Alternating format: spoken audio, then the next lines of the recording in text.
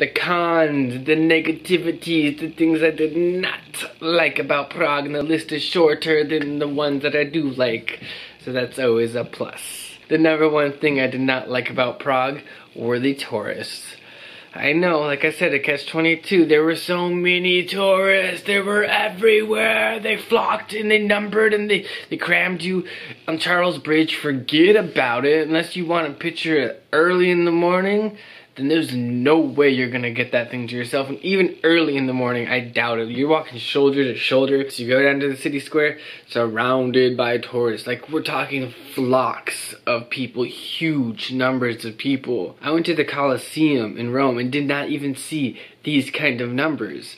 For whatever reason, I think it was the season that I went in, but damn, there were a lot of people there. Alright guys, so my camera died, so I need to reshoot number 2. So the number 2 thing about Prague that I did not like, the amount of crime in this city.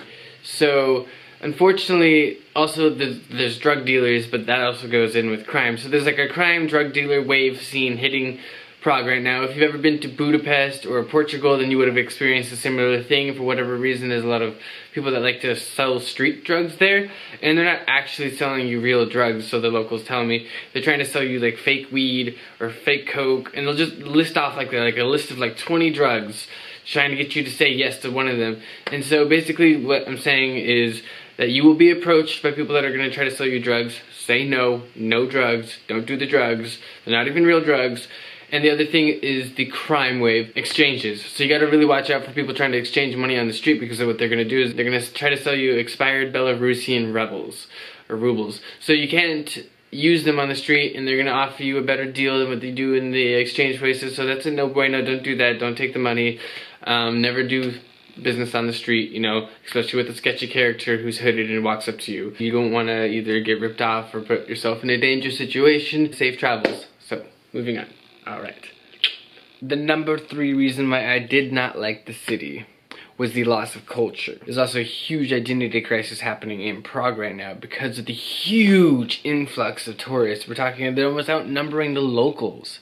And so you get a bunch of people that love Prague, stay in Prague, permanently reside in Prague. So you got all these expats that live in Prague, and now it's becoming like this huge English thing. So they just really need to get like an idea of like how Germany does it, and not lose your identity just because you have so many people that can fluently speak English now in that area. Also, with all the new crime waves coming in, the Czech people really trying to like fight it out here and kind of keep it like, you know, Czech, trying to keep it really traditional. And they're struggling with this because of the massive amount of people that are coming to their city, either raising the crime, not understanding the language or the culture, just doing the boring tourist things, of buying like a Russian hat, because apparently that's a thing that you do in Prague.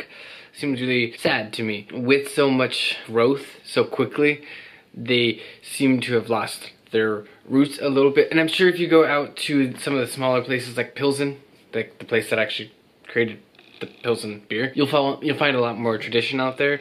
There's also like another place called Brno, put the spelling out below.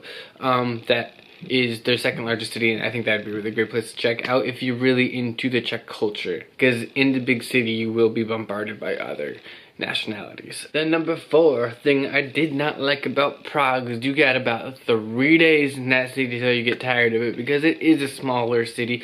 Like I said, it's a big small city, and you will cover basically all of your tourist things in about 3 days, and because of the crazy atmosphere that's there, you got about 3 days till you're burnt out. In the city, you don't need very long. You came, you saw, you conquered type of city. You don't really need to linger there, especially with the cultural identity loss that I was talking about.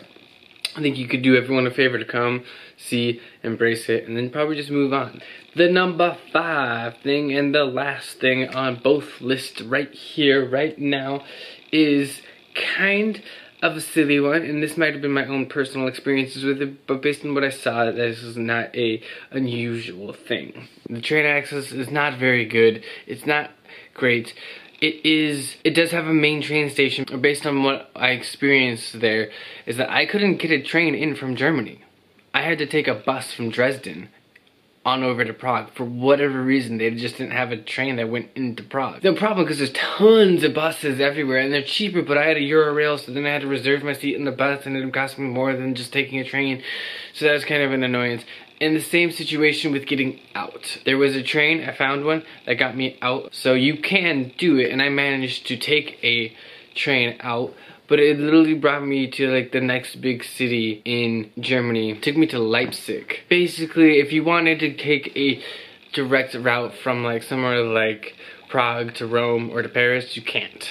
That's not really, it doesn't appear to be an option. Now that may have changed, and it may have just been when I was there, but I wasn't there in some weird odd time. I was there in the both winter and in the summer. So I should have been able to get easy transportation in and out of the city, but it really wasn't easily done. The train station is central, and that is where the buses pick you up. So if that is what you guys are doing, it's not too bad. You can take the subway back into town. The subway is literally in the train station. So pretty easy to get down into Center Square, and I think it's like 3 kilometers. So if you're feeling like you want to save a couple dollars, just walk it. I took the subway there, but on the way back, I just walked. Because I knew the city already. That's basically how small the city is I already knew the city, so I was able to just walk back without looking at a map. I'm like, oh yeah, I know the train station is just right over there. That rounds up the 5 things. So if you like this video, make sure you hit that like button, subscribe, turn on notifications so you can see when I post more videos, because I will be doing top favorites of all the cities I spent a significant amount of time in. And I'm also going to be doing a travel series called Euro Trip. You guys can follow that and watch me go along my entire trip. Go explore.